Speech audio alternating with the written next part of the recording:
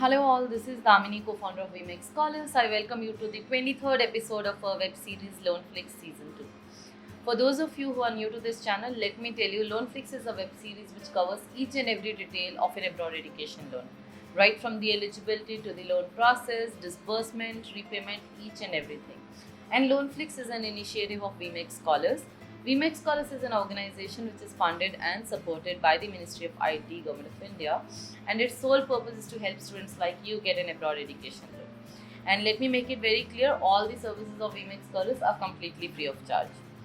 So coming to today's episode, it's going to be a very interesting video because whenever someone thinks of taking an abroad education loan, one thought that definitely comes to their mind is that, is my university good enough for banks to offer me a loan? See, as it is an education loan, any bank or NBFC definitely cares about the quality of the university you're getting into because it somewhere defines the fate of your employment, right? A good university is directly proportional to a good income. And in an education loan, a bank is betting on your future income to get their loan back. So in this video, I'll be telling you what all benefits banks and NBFCs offer you if you're going to a top university, and on the other hand, if you're going to a, let's say, a low ranked university, what sort of universities are totally not acceptable by the banks at all.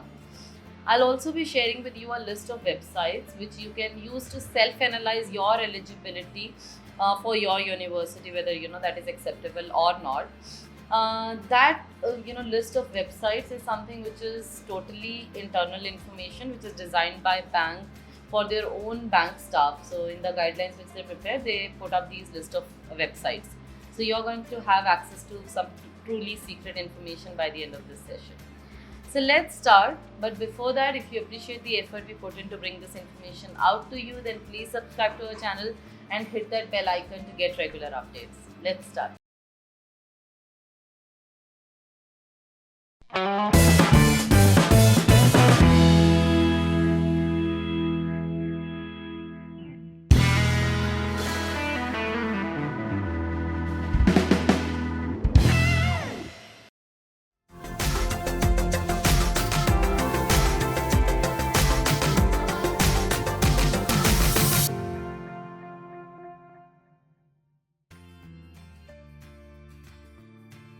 Let's talk about the benefits of getting into the top universities.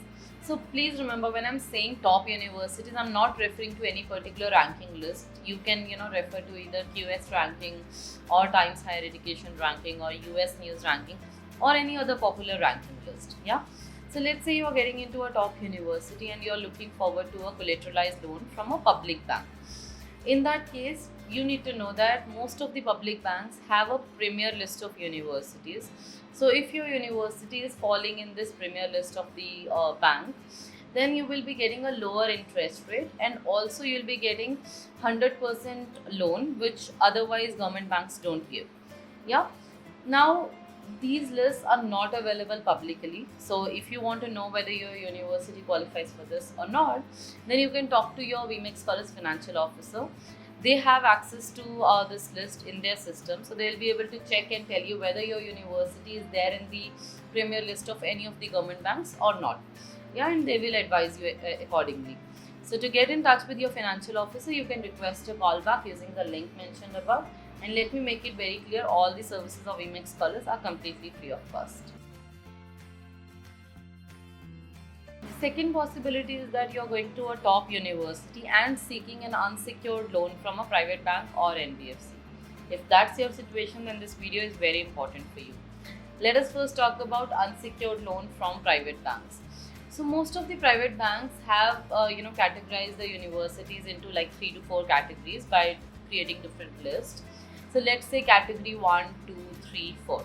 Yeah.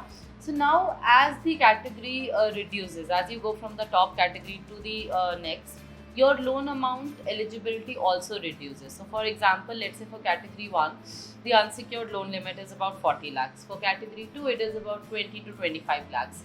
For category 3, it is 7.5 lakhs. And for category 4, you generally do not get any unsecured loan. You have to go for a loan with security only. So now you see how important it is to get into a top university to be able to secure a decent loan amount without collateral. Yeah.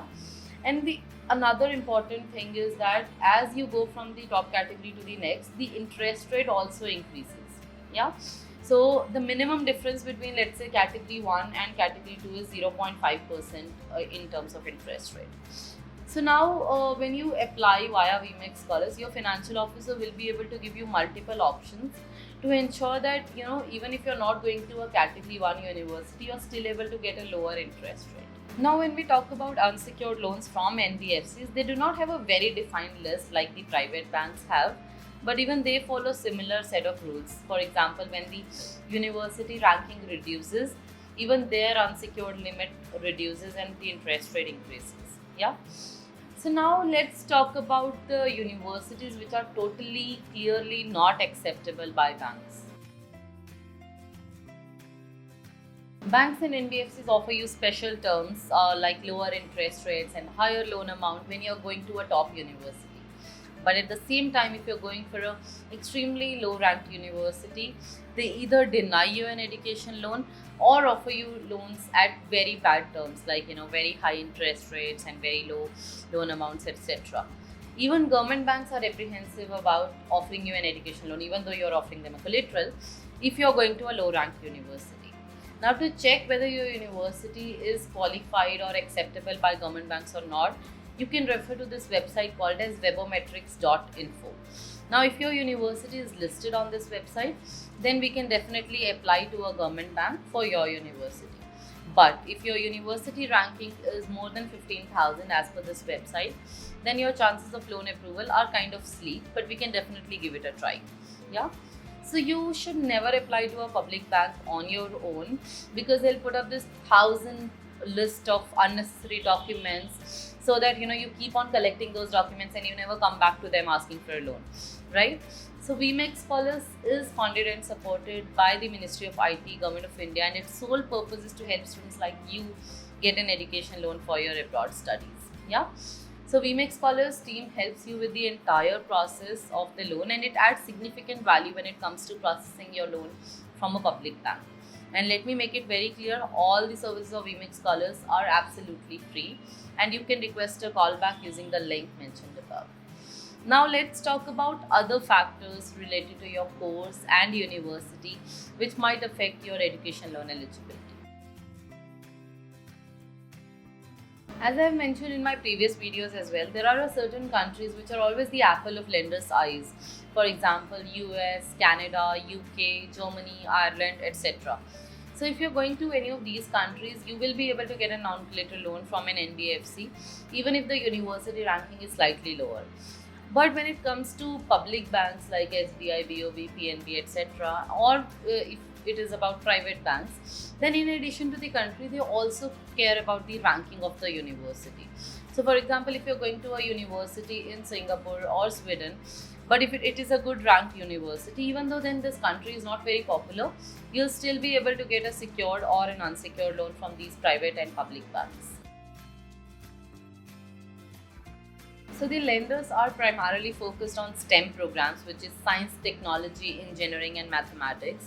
So if you're going for a STEM program to any of the above mentioned countries, you can easily get a non-collateral loan.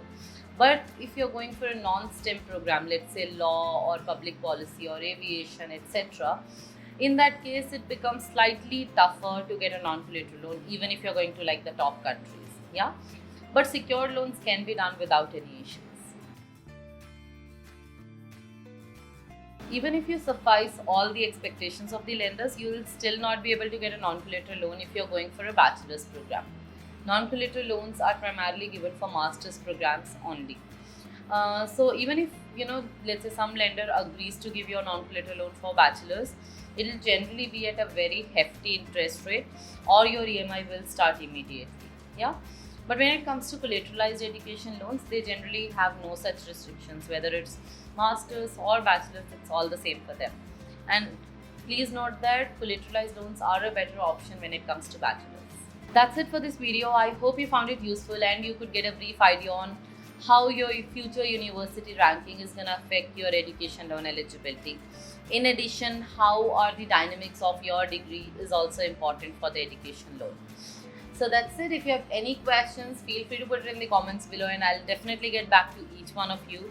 And if there is any specific topic you would like me to make a video on, then also please mention it in the comments. I'm looking forward to your suggestions. If you like this video and if you found it useful, please hit the subscribe button and hit that bell icon to get regular updates. Please like and share this video with your friends and colleagues who might be looking out for an education loan. That's it. Stay tuned for my next video. Bye-bye for now. Don't forget to subscribe and click on the bell icon to never miss any updates from us.